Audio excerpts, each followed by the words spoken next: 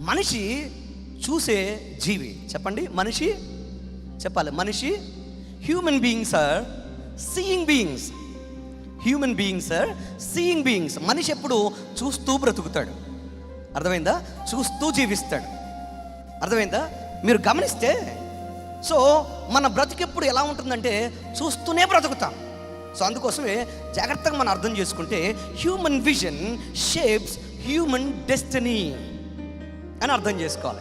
Human vision shapes human destiny అంటే దాని అర్థం ఏంటంటే నీ దృష్టి, మన దృష్టి మన దిశను, మన దశను మారుస్తుంది. వింటున్నారా? నువ్వు ఏది చూస్తావో, నువ్వు దేన్ని జాగ్రత్తగా గమనిస్తావో అది నీ జీవితాన్ని ఏం చేస్తుంది తెలుసా? మారుస్తూ, షేప్ చేస్తూ ఉంటుంది. సో అందుకోసమే బాగా గుర్తుపెట్టుకోండి, human vision or human focus. అర్థమైందా? హ్యూమన్ ఫోకస్ ఏం చేస్తుంది?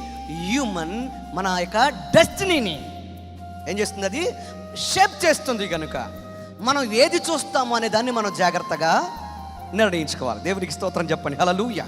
అందుకోసమే ఇక్కడ మీరు స్క్రీన్ మీద ఉన్న విషయాన్ని మీరు చూడండి. మన దృష్టి మన ఆలోచనలను ప్రభావితం చేస్తుంది. మన ఆలోచనలు మన నిర్ణయాలు ప్రభావితం చేస్తాయి. మన నిర్ణయాలు మన గమ్యస్థానాన్ని ప్రభావితం చేస్తాయి. విన్నారా? మన యొక్క దృష్టి దేన్ని ప్రభావితం చేస్తుంది? మన ఆలోచనలు ప్రభావితం చేస్తుంది. మన ఆలోచనలు మన నిర్ణయాలు ప్రభావితం చేస్తాయి. మన నిర్ణయాలు మన గమ్యాన్ని నిర్దేశిస్తాయి. నువ్వు ఏది చూస్తున్నావో అది ఏం చేస్తుంది తెలుసా? ఆలోచించేటట్లుగా నీ మైండ్, నీ ఇన్నర్ సెల్ఫ్ ఏం చేస్తుంది తెలుసా? పనిచేస్తుంది. నువ్వు ఏది ఆలోచిస్తావో దాన్ని నువ్వేం చేస్తావు?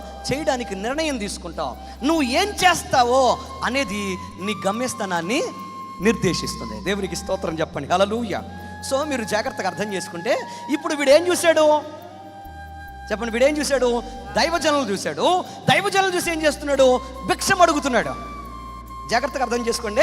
భిక్షం అడిగినంత కాలము, వాడు ధనమును చూసినంత కాలము, వాడు అందరి చేతుల్లో చూసినంత కాలము వాడి జీవితము ఎన్నడూ మారనే. చెప్పాలి గట్టిగా, మరలా ఏం చేశాడు? ఈ అంగి వేసుకొచ్చినోడు ఎక్కువ ఇస్తాడేమని అంగి వేసుకొచ్చినోడు ఎక్కువ చూశాడు. లేకపోతే డబ్బు గొలుసులు ఎక్కువ వేసుకొచ్చినోడు చూసినాడు. ఎంతసేపేమో ఆ గొలుసులు చూసి, బంగారం చూసి వాళ్ళ మరింతగా రెట్టింపుగా ఇంకొంచెం సహాయం అని అడిచి అడిగాడు. ఎందుకు ఈ మాట మీకు చెప్తున్నానంటే బాగా గుర్తుపెట్టుకోండి. నువ్వు ఏం చూస్తావో దాన్ని ఆలోచిస్తావు. ఏం ఆలోచిస్తావో దాన్ని చెప్పాలి నిర్ణయాలు తీసుకుంటావు. ఏ నిర్ణయాలు తీసుకుంటావో అదే నీ గమ్యం, నీ జీవితం.